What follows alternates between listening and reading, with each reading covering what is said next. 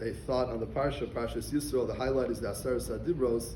So I've said this thought before, but it's a classic thought I think bears repeating, which is the following. The pasuk introduces the Aseres HaDibros. It says, "Vaydaber Elokim es kol hadvarim ha'ela lemor."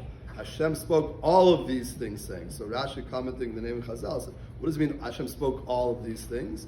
So Rashi says it teaches us that God said all 10 commandments b'dibur echad in one shot, which is something obviously a human being cannot say more than one thing at once. It's a miraculous event.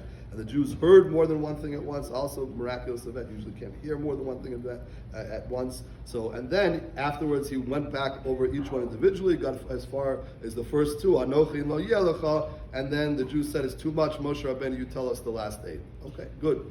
So, asks, what's the point of this miracle? Right, that God said all 10 at once and then went back and started saying each one individually. Why did God do that miracle of saying all 10 at once to start off with? What's the lesson behind it? So he said the following. He said, because classically we know the Aseres HaDibros are divided into 2 basic categories. The first 5 are between man and God, commandments between man and God. The second 5 are commandments between man and man.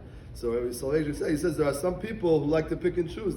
Some people like the first 5 between man and God. They're very into, being strict when it comes to man and God. Very strict hashgacha, very nice, beautiful pair of tefillin. They spend a lot of money. Lulav and esrog, very beautiful, very kosher, very nice. Now that's beautiful.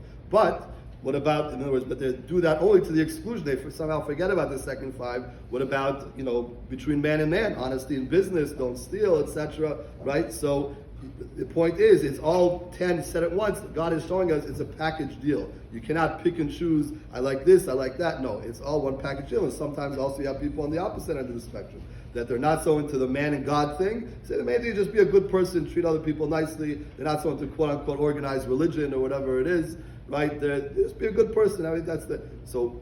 What's wrong with that? Also, so in theory, it sounds like it, as an appeal to it. But the point is that ultimately, if the man and man morality is not prefaced with the first 5, which would be a relationship between God, so then ultimately the interpersonal morality does not last. In a pinch, if a person doesn't believe in God and he really wants something, he's going to take it and he's going to do it. If the interpersonal morality is not predicated on fear of God, ultimately it collapses. So therefore, Rabbi Soloveitchik says God said all 10 at once to show you it's one indivisible unit. You cannot pick and choose. It's one whole, and that's the purpose of that miracle of saying all 10 at once, and then only afterwards going back and saying each one individually.